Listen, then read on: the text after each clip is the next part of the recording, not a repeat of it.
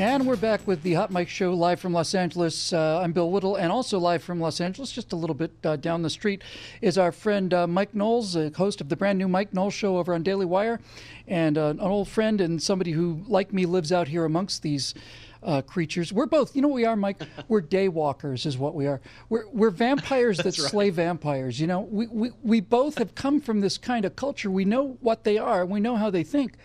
Now, I said before the break that I was going to try my theory out on you. My theory being that the celebrities hate Donald Trump as much as they do because he's one of them. Now, before we go any further, let me just be crystal clear about this. I am not saying that the President of the United States is a Hollywood celebrity, because you don't level those kind of threats without, you know, the Secret Service coming to visit. Those are fighting words. What I do mean is, yeah, that's right. What I do mean is this. Donald Trump understands the media. Donald Trump, in the business, we can say Donald Trump can find his light. You know, when you're on stage and you're performing and a spotlight comes on and it's not in the right place, you have to find the light. You have to find your light. And Donald Trump can find his light. And I think the fact that Trump is so media savvy, he's so onto the whole thing, he's just calling it out as if he was a producer on a reality TV show, which is as real as the fake news is. I think they hate him, Mike, because he understands how it all works. He uses their own weapons against them. And I think they hate him because Republicans are supposed to be prim old guys with steel-rimmed spectacles, you know, and suspenders and a bow tie, who lose gracefully and with dignity again and again and again. That's right. It's exactly right, Bill. The Republicans are supposed to be the genteel, controlled opposition. We hold ourselves to a higher standard. We don't delve into the muck like they do, and so they get to run us over. And I think their feeling of betrayal with Trump is twofold. On the one hand, he went to their parties. He was friends with the Clintons. He was a major force on network television. He was a producer. He was talent. And then he starts to run against them. He starts to oppose them. So there's that class betrayal or that elitist betrayal. And then on the other hand, his tactics, he's the best at it. He is the king of reality television. He sat at the top of network TV for 14 years, primetime NBC, basically as high as you can get in television. And he uses those tactics of the left, of the celebrity culture, of television, and of reality TV, which he helped to invent. He uses them to perfect effect against them.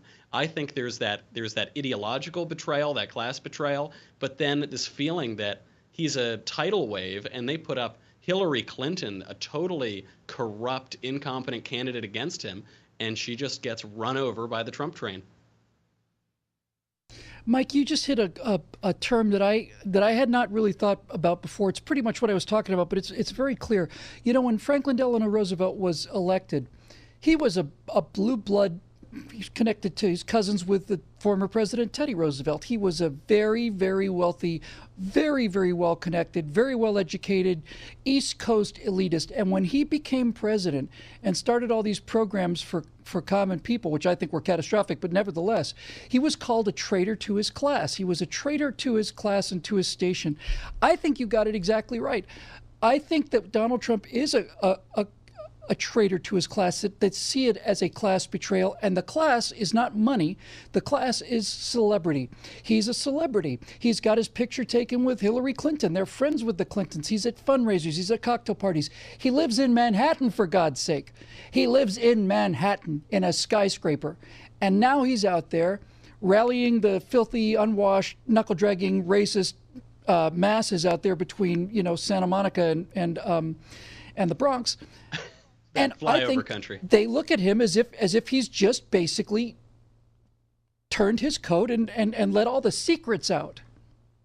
He summed it up last night. He was a real rhetorical masterstroke. He said, we talk about the elites, the media elites, the Washington elites. They say they're elite. I went to better schools than they did. I have more money than they did. I have a nicer apartment than they do. Now I live in the White House. That's pretty good too. You and I, you, the American people and the people who voted for me, you and I are the real elites, and those people are totally separate. And it was this amazing masterstroke, because it's true. He went to top schools. He made basically as much money as you can make. He's reached the heights of power, and he has aligned himself with the American people, with the base of Americans who live between those coasts, that little sliver of land between LA and New York, and he's separated himself out from all those other self-proclaimed elites and preening celebrities. It was a masterstroke that he was able to do it, and that he's able to convey it to the American people is political skill unlike anything we've seen, I think, in our lifetimes. Yeah, absolutely right. I couldn't agree more. A quick question for you, Mike, and then we're done for the day, which is shocking because time flies when you're having fun. But on an earlier segment, we talked about Chelsea Handler, and she had done an interview where she said she really only learned about government during the last 6 months or so. And she learned about government by interviewing people as diverse as, Al Franken on the far left and all the way to Elizabeth Warren on the extreme left. That's how she learned about government, with all of this variety of inputs. These people, to say they don't know what they're talking about is self-evident, but this is all they hear out here, isn't it, Mike? That's all they hear. It's an amazing echo chamber. We were talking about this the other day. We were going over some numbers from my show. My show's only been up for a week or two, and we realized that probably more people have seen my little internet show than have watched Girls or in many years watched The Daily Show.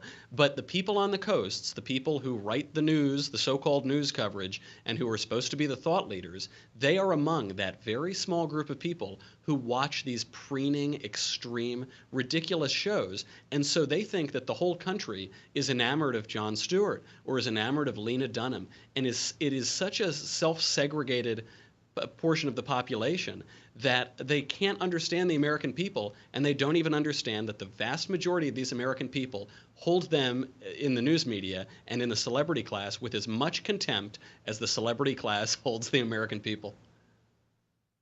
Yeah, that's exactly right, Mike. And the celebrity card, like the race card, has been so overplayed, it's not worth the paper it's printed on. You gotta bring race cards or celebrity cards to the market in wheelbarrows now for you to get any traction out of them. Our friend Mike Knowles is hosting the Mike Knowles Show over on the dailywire.com, and it's .com, right? It's not .org. Mike, thanks so much for being with us today. Thanks, Bill. Good to be with you. You too, pal. So there we go. Various celebrities, again, today's just the latest. Chelsea Handler basically saying it would have been nice if the eclipse meant that Donald Trump would have been arrested and walked to the car in his underwear, and they will not get over it, will they? They will not get over it. Now, I've seen a lot of things over the last 8 years with Barack Obama that made my daily existence just miserable, just nauseating, watching the abuse of power and the destruction of liberties and all the rest of it. We don't have to go through that. We've been through it before. I have to tell you, and this is not a very nice thing about me, but this struggle that these people are having with the reality of Donald Trump's election win just gives me a little warm feeling inside. I can't really describe it. Same kind of warm feeling I get when I think about how lawless parts of the country are, and then I think about, oh, wait a minute, hold on, we're the guys with the guns. That gives me a little warm feeling at night, too. And you're the guys with the guns as well. Thank you so much for your support. And as Mike said, the kind of people, the viewership we're getting is outperforming a lot of the mainstream news media, and it's going to get stronger and stronger as they get weaker and weaker.